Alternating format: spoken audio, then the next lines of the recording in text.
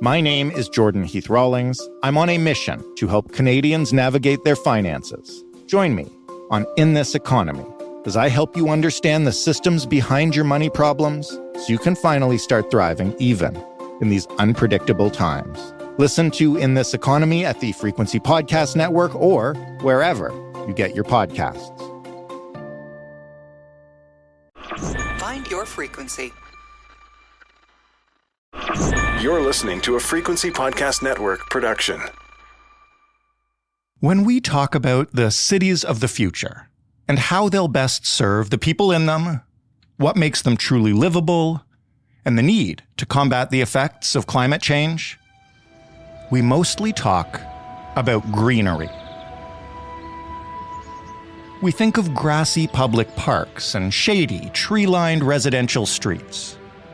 We think of apartments and office buildings that are covered with plants all over the roof. We think about making our cities as green as possible to promote public health, to make them feel less urban, and of course, to help keep them cool as temperatures rise. But is there a chance that we are missing the cities for the trees? That what cities need most isn't more trees on streets or greenery on rooftops, but more houses, more services, more architecture that people will use and engage with. I'm not actually saying I believe this myself, but it's a fascinating concept. And once you start thinking about how many times in your city a field of grass or some trees on a roof is used to justify private projects that won't actually serve the public, you start to see that not everything that's labeled green in our cities is done to help us or to save the world from climate change. Often, in cities, green is just the color of money. So what do cities need to succeed in the decades to come? And when we yearn for greener cities, what are we really seeking?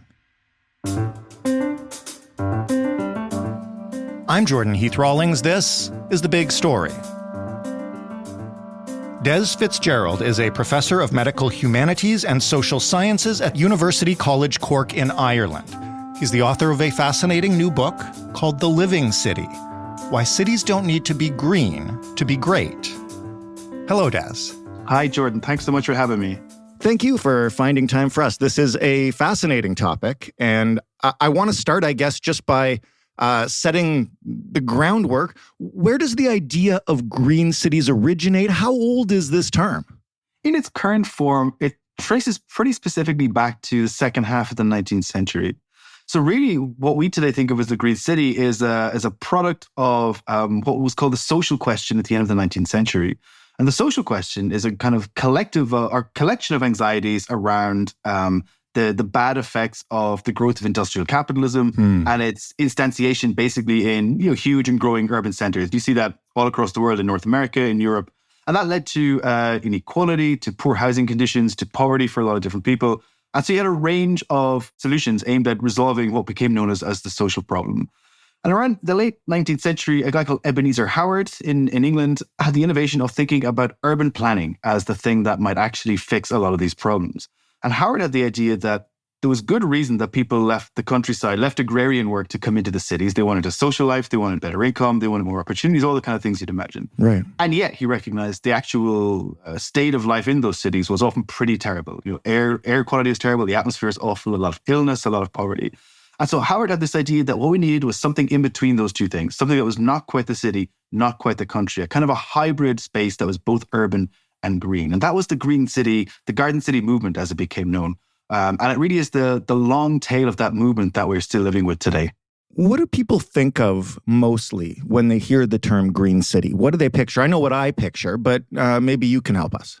It's an interesting question, actually, because the word green slips around in some interesting ways in these kind of spaces. So there's garden cities and garden suburbs and green cities and green suburbs.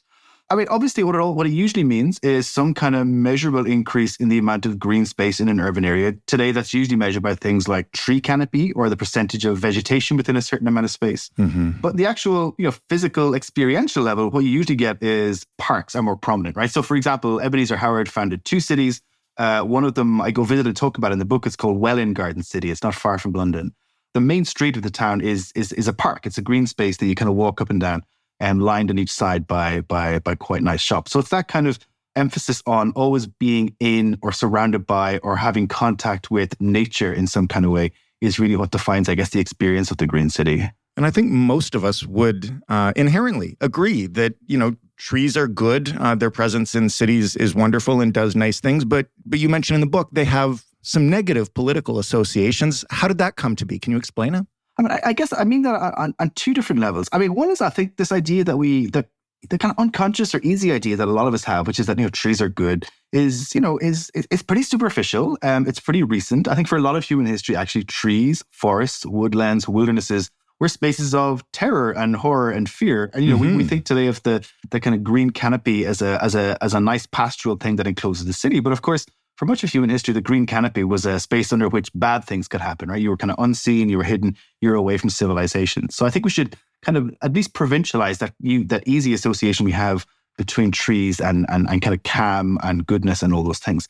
I really mean it in a much more general sense, Jordan. And I guess, if I may, I want to extend that question to the wider kind of symbolic and political context, that's at the heart of the book, I think. Sure. Because I think a lot of us have a sense that cities are not working in a certain kind of way, or they're not working the way we want them to. And that's a popular political feeling, certainly where I live, I guess where you live too, and in certain lots of parts of the world. And for some people, that produces a kind of idea of positive transformation. Like, how can we improve the city? How can we make it better? What kind of things would make life in the city easier for more kinds of people?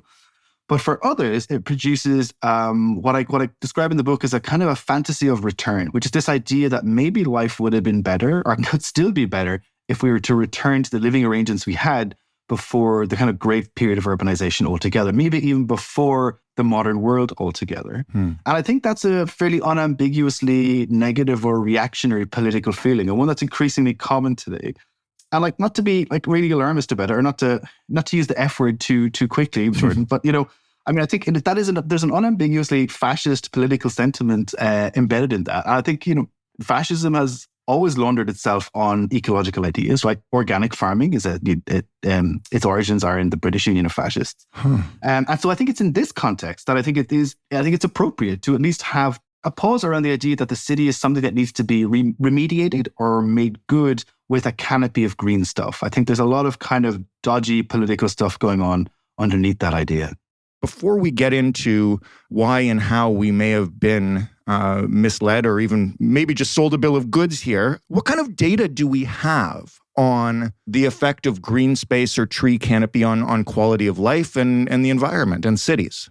I mean, quality of life is an interesting one. I mean, I'm pretty iffy on the idea that there's a strong relationship between green space and anything like we might call quality of life, at least as that is measured in things like, people will know, I guess, The Economist produces this global livability index. Canadian cities always do well in this, right? So Vancouver is always up there, Toronto is always up there. The Economist likes really expensive cities.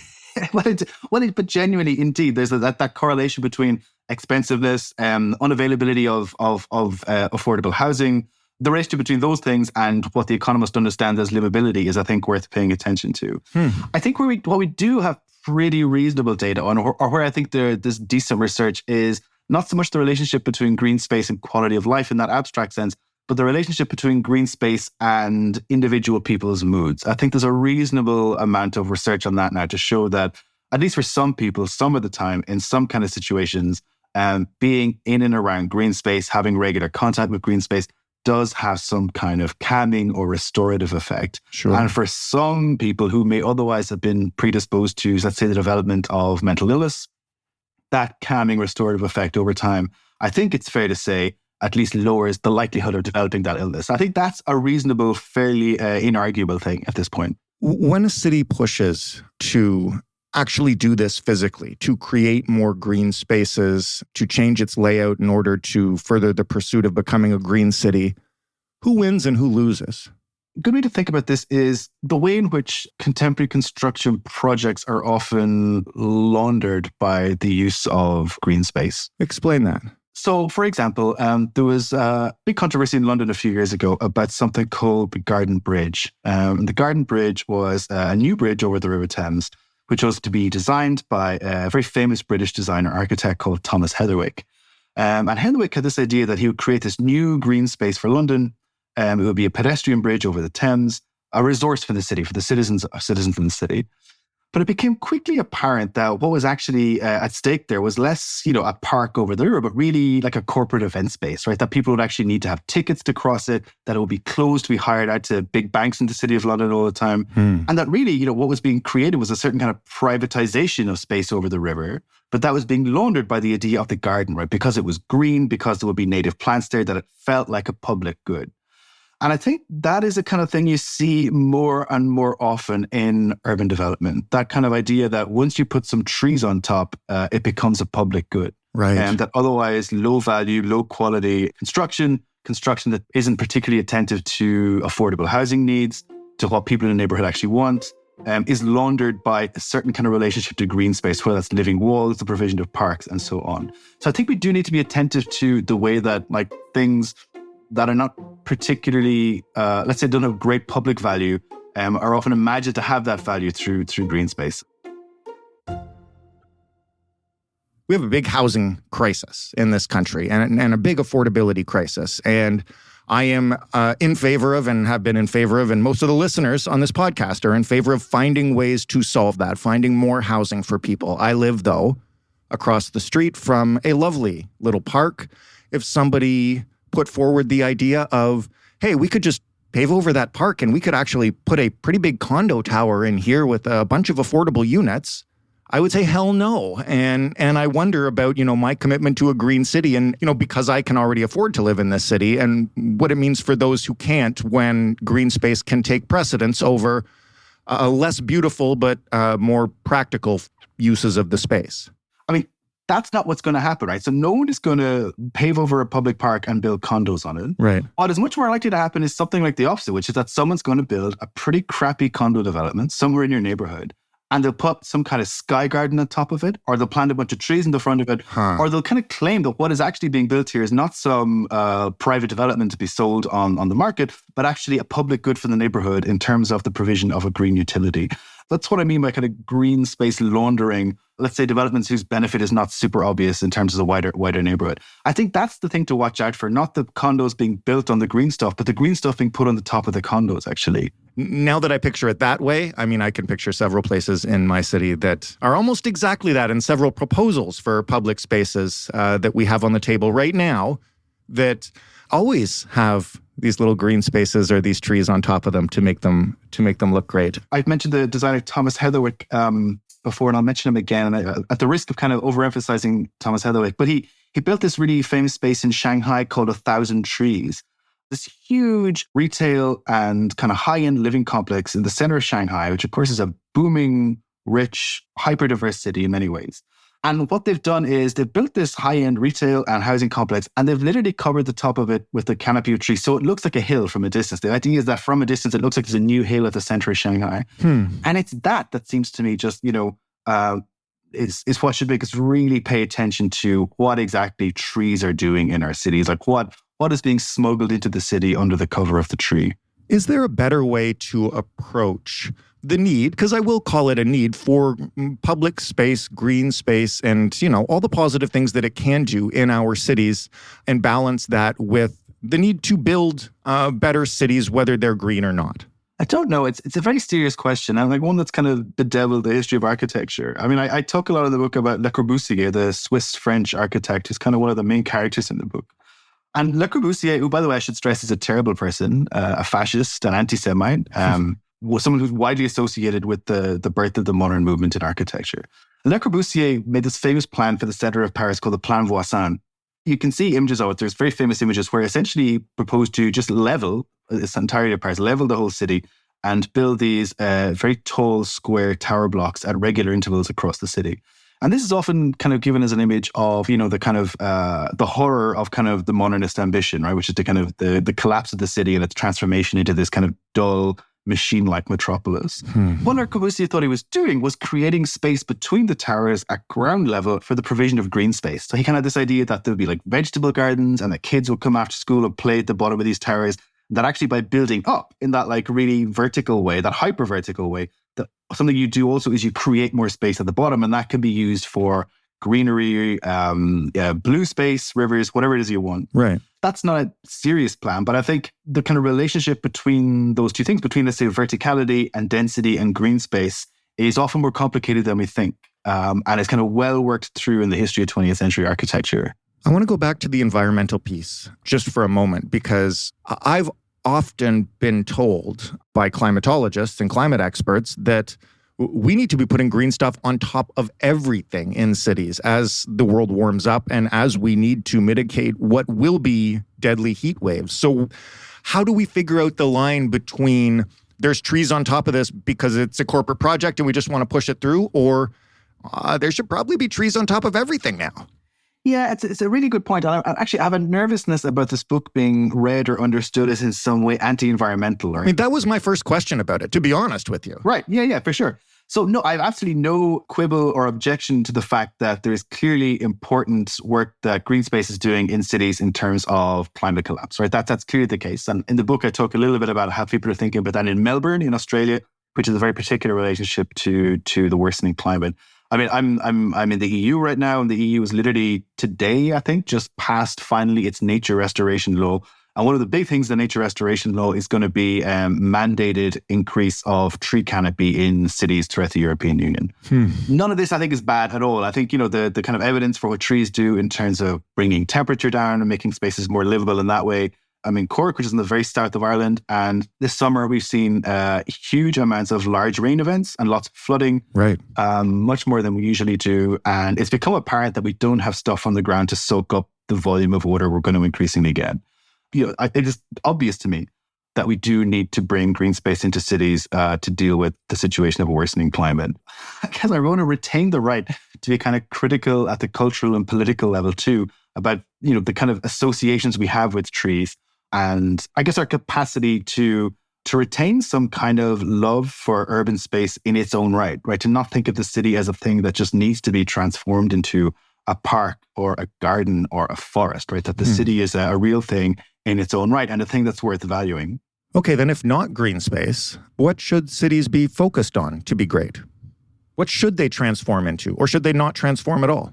It's just as you were asking that, I was about to say, well, Jordan, I don't believe in this concept of greatness at all. I don't think there's any such thing as a great city. But then I realized I say that my book is in front of me and it's in the title of my books.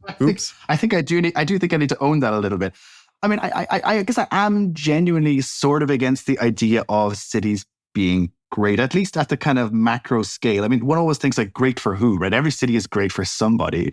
And I think, again, to think about that kind of economist level view of the livable or great city, it's a very particular stratum of society is being attended to in those kind of visions. I think as I'm much more interested in the question of, what does a kind of good everyday life look like for a lot of people in a kind of collective sense at the neighborhood level in a range of very different urban spaces worldwide.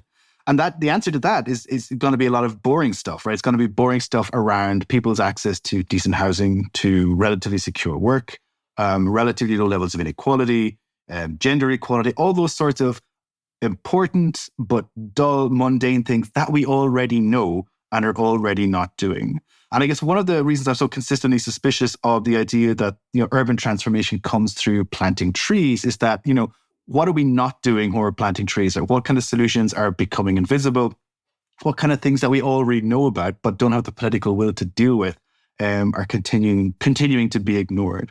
So I guess to take that question about what makes a city great or a neighborhood great or a place great, for me needs to shift onto that level and away from these kind of grand questions about green transformation. The last thing I'll ask you is, what would you like people who have seen the title of the book and worry that this is distracting from the environmental movement, or just like I mentioned at the beginning, have this kind of inherent association of green space with positive outcomes, what would you like them to rethink while they're out and about in their city? What would you like them to look for? I guess what I would really like people to rethink is what they think nature is in urban space, what they think nature is for, what it is about the city as it is now. And let's think of, a city like, let's say like Toronto, so a very modern city, a very built up city with lots of, lights, lots of traffic, lots of noise, lots of human activity. What it is are those kinds of spaces that we kind of imagine to be somehow unnatural or superficial or not for us. I think we've kind of naturalized a kind of a very simplistic and superficial cultural story about the kinds of spaces that we're supposed to be living in. And we have these kind of naive, quasi-evolutionary idea that we evolved in a certain kind of space. And really, we should be back in that space. We should be surrounded by living things and greenery and river vistas and savannas and those sorts of things.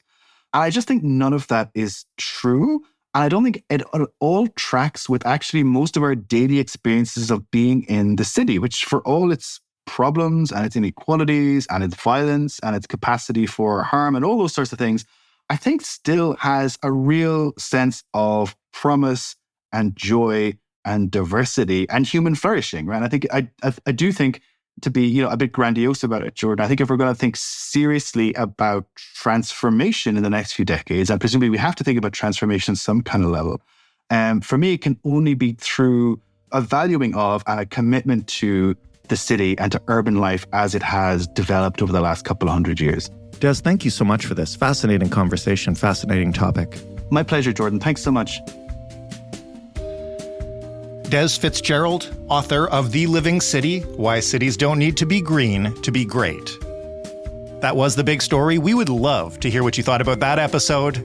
We were divided ourselves about whether or not we agreed with Des, but we thought the discussion itself and the approach to what we need in cities of the future was a really worthwhile one to have. If you want to tell us what you think, you can find us on Twitter at TheBigStoryFPN. You can, of course, send us an email, hello@thebigstorypodcast.ca. By the way, if you have recently sent us an email, we actually had a blockage in our email system. We missed a bunch of your emails. We are reading them now and adding your story suggestions to the pile. So if you sent something a few weeks ago and you wonder why we probably just ignored you, we didn't mean to. If you want to just talk to us and leave us a voicemail, the phone number for that is 416-935-5935.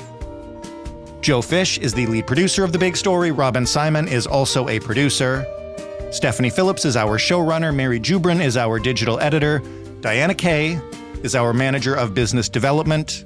Sound design this week was handled by Mark Angley. I'm your host and executive producer, Jordan Heath Rawlings. Have a lovely weekend, and we'll talk Monday.